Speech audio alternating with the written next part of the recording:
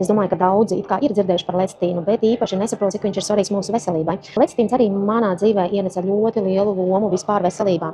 Jo es, kad saskāros ar divām diagnozēm, tad man leikocīti un neutrofīli bija ļoti, ļoti zemā līmenī. Un tad, kad es uztaisīju eksperimentu ar lecitīnu un lietoju to lielās devās, mani rezultāti nostabilizējās un pakāpās tā, lai es varētu staigāt un funkcionēt un domāt ar savu galvu. Šīs vielas nozīme atmiņai un koncentrēšanās spējām kļūst par ļoti padziļinātu pētījumu objektu. Lecitīns ir sarežģīts lipīds, kas galvenokārt sastāv no divām galvenajām vielām – glicerīna un fosforskābes. Un lecitīns dabiski rodas dzīvos organismos, to var izolēt no augu avotiem, piemēram, sojas vai dzīvnieku izcelsmes avotiem, piemēram, olām. Pašlaik galvenais lecitīna komerciālais avots ir soja, jo tā ir vispiemērotākā un izmaksu ziņā visefektīgākā. Lecitīnam ir būtiska loma cilvēku organismā vispār. Tas veido aptuveni 30% no kopējās smadzeņu masas un aptuveni 70%, ieklausieties, no kopējās nervu audu masas. Ja? Šis ir mans stāsts ar šīm divām diagnozēm – fibromialģiju un TLG leukēmiju, un tas, kāpēc es lietoju smadzeņu darbībai lecitīnu, mani uzcēla kājās. Mani favorīta produkti ir Alkaline Water Coral Mine, Grifonija 5 HTP un lecitīns.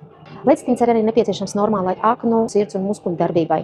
Lecitīns lielās devās atjauno neirona integritāti, radikulīta un neiralģijas gadījumā. Noņem žults stāzi. Lecitīns ļoti labi piedalās biomaiņas procesos, kalpo kā šūnu membrānu būvmateriāls, palīdzot uzlabot neironu darbību smadzenes. Smadzenēs lecitīns tiek pārveidots par acetilholīnu neirotransmīteru, kam svarīga loma ir mācīšanās un iegaumēšanas procesos. Acetilholīna deficīts ir saistīts ar sliktu atmiņu un koncentrēšanās spēju. Tādējādi lecitīna līmeņa paaugstināšana var palīdzēt uzlabot atmiņu un visu koncentrāciju, arī tāpat miegu, var mazināt panikas lēkmes, un visu stresu, depresiju. Katra māte sapņo par veselīgu bērnu un gudru bērnu. Lecitīns ir nepieciešams grūtniecēm, jo tas ir iesaistīts bērna smadzeņu un nervu audu veidošanā, nodrošinot viņu normālu attīstību. Piemēram, jaundzimušajiem. Lecitīna daudzums, ko jaundzimušais bērns saņem no mātes piena, lielā mērā nosaka atmiņas apjomu, nervu sistēmas veidu un pieaugušā izturību pret novecošanos. Lecitīns samazina nepieciešamību pēc skābekļa, uzlabo elpošanu un klepus produktivitāti.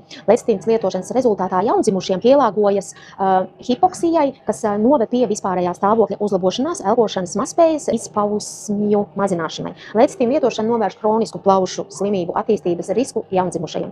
Principā, ja esat grūtniece, ēdam lecitīnu, arī, kad barojiet bērnu ar krūti, ēdiet lecitīnu.